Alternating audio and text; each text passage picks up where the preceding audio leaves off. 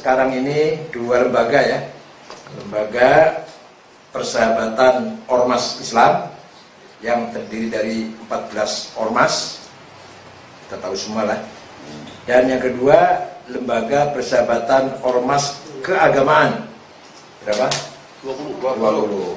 Nah, di samping saya nih, sekjen dari dua lembaga, Saudara Sayyid Lutfi At-Tamimi, dan yang hadir ini anggota dari ormas-ormas dari Ormas Islam 14 termasuk NU, dan dari ormas keagamaan yang hadir berapa? Yang hadir 6.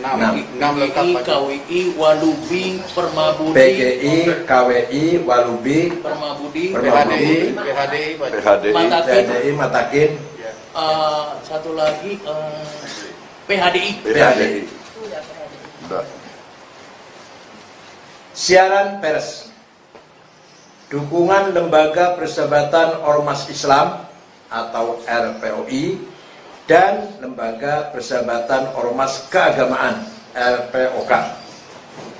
Kami Lembaga Persahabatan Ormas Islam dan Lembaga Persahabatan Ormas Keagamaan di Indonesia menyatakan sikap satu, menghimbau pada seluruh masyarakat Indonesia untuk tidak panik dan bersama-sama menjaga kondisi sosial dengan tetap berada di rumah masing-masing demi keselamatan keluarga, yang sekaligus juga membantu upaya pemerintah dalam rangka memutus mata rantai penyebaran virus COVID-19. 2. Mendukung sepenuhnya kebijakan pemerintah Indonesia dalam rangka memutus mata rantai penyebaran virus COVID-19, antara lain A. Kebijakan pembatasan sosial berskala besar, physical social distancing, sesuai ketentuan peraturan perundang-undangan. 2. B. Memberikan bantuan bagi masyarakat lapisan bawah yang terkena dampak virus corona yang dikenal dengan 6 paket bantuan, yaitu baik berupa peningkatan jumlah penerima bantuan besar manfaat program Keluarga Harapan, kartu sembako, kartu prakerja, penggratisan tarif listrik kapasitas 450 watt, dan diskon 50% kapasitas 900 watt selama 3 bulan, antisipasi kebutuhan pokok serta memberikan keringanan kredit. Ini kita betul-betul mengucapkan atau memberikan apresiasi setinggi-tingginya kepada kebijakan pemerintah dalam hal ini. 3. Menghimbau kepada umat muslim agar melaksanakan ibadah sholat Jumat, sholat tarawih, Idul Fitri tahun 1441 Hijriah di rumah masing-masing, serta tidak melaksanakan kegiatan takbir keliling, buka bersama, silaturahim. Demikian pula kepada umat non-muslim untuk melaksanakan ibadah di rumah masing-masing agar dapat mengurangi potensi penyebaran virus COVID-19. 4. Menghimbau masyarakat agar sebisa mungkin tidak melakukan mudik ke daerah masing-masing sesuai dengan himbauan dari pemerintah. Di samping itu, RPOI dan LPOK juga sangat mendukung rencana kebijakan pemerintah untuk memberikan insentif kepada masyarakat yang tidak pulang atau tidak mudik agar dapat merayakan hari raya di keluarganya masing-masing. 5. Meminta agar seluruh pihak dapat menghilangkan stigma terhadap warga yang terpapar COVID-19 serta tidak ada politisasi dan komodifikasi atas krisis yang melanda bangsa ini. Hendaknya setiap umat beragama tidak mudah menerima, percaya, tidak mudah percaya, dan membagikan hoax, berita bohong terkait pandemi COVID-19. Dan kepada para relawan, baik para dokter dan para medis, para perawat, kami mengucapkan terima kasih yang setinggi-tingginya. Allah lah yang akan membalas kalian. Dan kami berdoa mudah-mudahan kalian selalu dijaga kesehatannya oleh Allah, oleh Tuhan Maha Kuasa. Kepada pahlawan, para pahlawan yang telah mengorbankan nyawanya demi keselamatan para penderita COVID-19. Kita mendoakan semoga arwahnya diterima di sisi Allah di tempat yang damai, nyaman, dan tenang. Kepada keluarga ditinggal, semoga diberi kesabaran dan ketabahan. Itulah yang bisa saya sampaikan. Jakarta, 3 April 2020, Pengurus FPI dan POK, Ketua Umum Said Agil Sirot, Sekretaris Umum Haji Lutfi At-Tamimi. Terima kasih. Ada yang tanyakan? Yang bacakan tuh, saya bacakan. Silakan.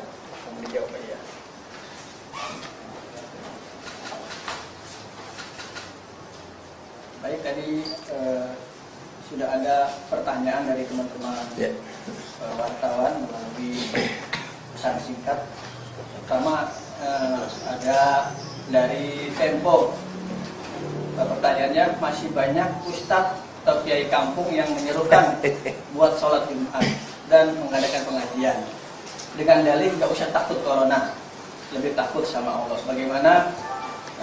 Saya atas nama Ketua Umum PBNU dan Ketua FPUI dan Ketua FPOK menghimbau kepada seluruh para asatidz, para ulama, para kiai agar mentaati himbauan pemerintah untuk keselamatan bersama.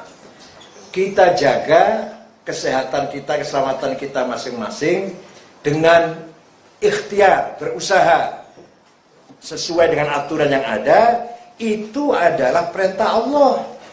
Jadi perintah Allah itu bukan hanya sholat. Sholat juga perintah Allah. Beribadah perintah Tuhan. Tapi menjaga keselamatan, menjaga kesehatan bersama, itu juga perintah Tuhan. La dharara wa la dhirar. Awas, tidak boleh kamu membuat madharat, mencelakakan dirimu sendiri, dan membuat madharat, mencelakakan orang lain. La tulqu bi'aidikum ila tahlukah, itu Al-Quran. Jangan kamu jerumuskan dirimu sekalian, dirimu semuanya ke jurang kerusakan, kehancuran. Jadi yang namanya taat perintah Tuhan, di samping salat, puasa, silaturahim, juga menjaga keselamatan diri masing-masing, juga dalam rangka mentaati perintah Tuhan dan perintah Nabi Muhammad SAW. Pertanyaan selanjutnya, apa hukum bagi orang yang menolak untuk mensolatkan atau menguburkan jenazah positif COVID, dan bagaimana cara mengurusi? Saya akan menjawab dari perspektif Islam. Syariat Islam memerintahkan agar kita menghormati sesama Islam, tapi sebenarnya sama umat manusia juga, baik ketika masih hidup maupun setelah sudah meninggal. Sesama umat Islam tidak boleh menyakiti, tidak boleh fitnah, tidak boleh menggunjing ketika masih hidup ataupun sudah meninggal dunia. Jadi mentang-mentang sudah meninggal kita gunjing terus, kita bicarakan terus kesalahannya, kejelekannya, nggak boleh. Nah, ketika kita menjumpai ada jenazah, ini hukum Islam, jenazah seorang muslim meninggal, maka semua satu desa itu atau satu wilayah itu berkewajiban menanganinya. Namanya fardu kifayah. Fardu kifayah itu semua wajib, semua berkewajiban satu desa itu. Tapi kalau sudah ada menangani, menjalankan sebagian, maka yang lain gugur kewajibannya. Itu namanya fardu kifayah, bukan fardu ain. Kalau fardu kifayah, fardu kolektif lah. Kalau sudah ada yang menangani, maka yang lain tidak berkewajiban. Ketika melihat ada seorang meninggal dunia, satu desa itu wajib menanganinya. Kalau sudah ada yang menangani, maka gugurlah kewajiban yang lain. Bagaimana cara menanganinya? Kita mandiin, kita kafani, kita sholati, dan kita antar ke tempat peristirahatan yang terakhir, yaitu ke makbaroh atau ke makam. Itu cara Islam, syariat Islam. Nah, sekarang kondisi seperti ini bagaimana? Nah, ketika ada orang Islam meninggal dunia karena corona, positif karena corona, sudah ditangani oleh rumah sakit dengan keamanan yang memenuhi syarat, safety yang sesuai dengan persyaratan lah, dibungkus plastik dan sebagainya, maka kita tidak boleh menolak jenazah tersebut. Kalau memang sudah ditanggung, oleh pihak rumah sakit atau pihak kesehatan, pasti jenazah ini sudah kita amankan. Tidak mungkin akan ada penyakit yang menular. Maka masyarakat wajib, masyarakat Islam wajib hukumnya secara hukum Islam menerima jenazah tersebut. Menolaknya adalah dosa besar. Kalau satu desa menolak, maka satu desa dosa semua itu. Ya. Pertanyaan selanjutnya dari Kompas. DPR kemarin telah menggelar rapat paripurna yang isinya antara lain membacakan Surpres Omnibus Law Cipta Kerja RUU KUHP, RUU Pemasyarakatan. Bagaimana pandangan ormas Islam yang tergabung dalam LPOI melihat kebijakan DPR di masa darurat ini? Apakah pembentukan undang-undang itu mendesak dilakukan saat ini atau sebaiknya ditunda saja? Menurut saya ditunda. Tunda. Menurut saya itu ditunda. Ini semua harus kita Fokus. bersama-sama fokus lawan corona. Kita tidak boleh kalah oleh corona. Harus kita lawan corona sampai selesai baru yang lain-lain. Maka beberapa anggaran pun banyak dialihkan untuk mengatasi COVID-19 ini. Jadi jangan itu cuma sekedar undang-undang yang masih mentah lah ya. Yang sudah jelas anggaran lokasi untuk ini itu aja bisa dialihkan untuk corona ini, untuk mengatasi corona ini. Pertanyaan terakhir dari Republika. Bagaimana himbauan masyarakat terkait mudik selanjutnya? Perlukah masjid menjadi comment center di tengah COVID-19 ini? Cukup. Begini, sekali saya tegaskan ya, kalau berkumpul-kumpul itu jelas mengakibatkan penularan corona ini, maka di tempat manapun hendaknya tidak ada perkumpulan, tidak pertemuan massa yang banyak. Masjidil Haram Mekah Madinah pun ditutup untuk sementara. Jadi di masjid pun kita hindari perkumpulan pertemuan banyak di masjid. Ada saya lihat di beberapa daerah sholat Jumat dengan menggunakan teori jarak satu sama lain 1 meter. Itu silahkan kalau memang itu sudah menjamin keselamatan jamaah bersama. Ada lagi di Malang saya lihat di depan ada apa? Ada bilik apa namanya? Bilik yang muter itu penyemprotan itu. Nah, itu juga barangkali salat ikhtiar. Akan tapi walaupun bagaimanapun kalau memang daerah itu sudah zona merah, sudah jelas ada satu aja yang kena, itu berarti dikhawatirkan cepat sekali untuk menyebar. Maka lebih baik sholat di rumah masing-masing. Tidak mengurangi perintah Allah, tidak mengurangi pahala, tidak mengurangi keutamaan. Karena darurat, maka kita sholat di rumah juga sama ketika kita sholat di masjid. Pertanyaan barangkali ada. Yang lain? Ya, cukup sudah. Ada nggak dari yang hadir? Ya. Bismillahirrahmanirrahim. Ini berupa himbauan, tidak ada tekanan dari pemerintah tentang mudik dan lain-lain. Ini himbauan, dan jangan sampai negeri ini hancur karena para memfitnah hoax yang berbicara di televisi atau di WA ini. Kami ormas keagamaan dari 20 ormas yang mayoritas berdiri sebelum kemerdekaan mendukung penuh kepada presiden dan wakilnya untuk menjaga NKRI. Kami tidak bicara siapa-siapapun. Ini perintah presiden, sami'na wa ata'na. Jalankan. Dan itu salah satu pahala. Adapun kekurangan segala macam, nanti kita bicarakan. Tapi jangan semua mereka berbicara, ini berbicara, itu berbicara, dan hanya presiden yang berhak memutuskan. Ini permintaan kami. Jadi tidak ada simpang siur. Ini himbauan. Allah SWT pasti akan menghabisi salah satu dari makhluknya yang namanya corona ini. Ya, itu makhluk. Kita berdoa, mudah-mudahan di bulan ini kita dapat berkah dan bertemu dengan bulan Ramadan. Jangan sampai, kenapa kami menolak lockdown?